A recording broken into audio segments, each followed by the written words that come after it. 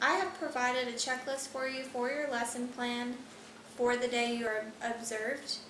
Of course, you're going to want to make sure that you include these things normally in your lesson plans, but the day you're observed, you kind of have to make sure there's enough balance of everything so they can kind of give you credit for having all the positive components of a lesson. Like I mentioned earlier, you do want to have a technology component. You're also going to want to show that you have thought out some type of collaborative work as well as independent work, because they want to see that the students will work for you as an individual and in groups or partners. And you want to make sure you've thought through how you're going to get the expectations across to your students on how you want them to be working for that type of work. You also want to have some type of lecture. You want to show that you can engage the students that way and plan for the transitions that you're going to have between each type of activity. You will want to plan out some questions that you plan on asking the students that show higher level thinking skills, and be ready to accept questions from the students as well. Like I mentioned earlier, you're going to want to think through your objectives and use those to talk about what your goal is for the day and the relevancy the work will have to the real world. You want to build in the relationship to the real world to get their attention. You want to have some type of way to get their participation on an equal basis. You don't want just the smartest child in the room answering all the questions.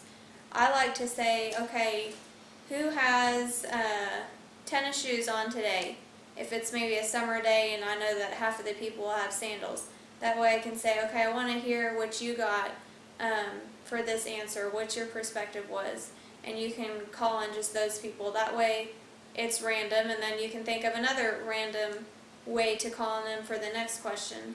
That way you can make sure that everyone is participating on an equal basis. Have some type of way to check for understanding. It doesn't have to be an actual formative assessment or formal assessment or quiz. It just needs to be, it could be just quick questioning or something they have written down.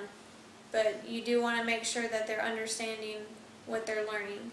And then give them positive feedback and encouragement for mastering the concepts. That is key. They're going to be looking to see that you have the relationships with your students. So make sure they hear you saying positive things to them.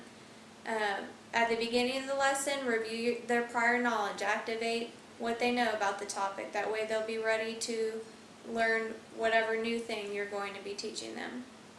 Make sure your activity has some type of problem-solving angle or critical thinking angle. That way they see those higher level thinking skills are occurring in your classroom. And have some type of learner-centered activity or self-directed activity where the students are able to kind of work on their own while you monitor them around the room. The first year I was observed, I came up with this great lesson plan. It was kind of like an experiment, so they needed help with every step of the way. But I actually got marked down for that because it wasn't very self-directed. They kind of needed me to hold their hand through each step. So make sure they have an activity that you can give directions on, and then they can kind of work on it on their own, and you can walk around to help them for it. And finally, don't forget to give them the procedural directions, especially on this day when you're being observed. You want them to see that there is order to your classroom.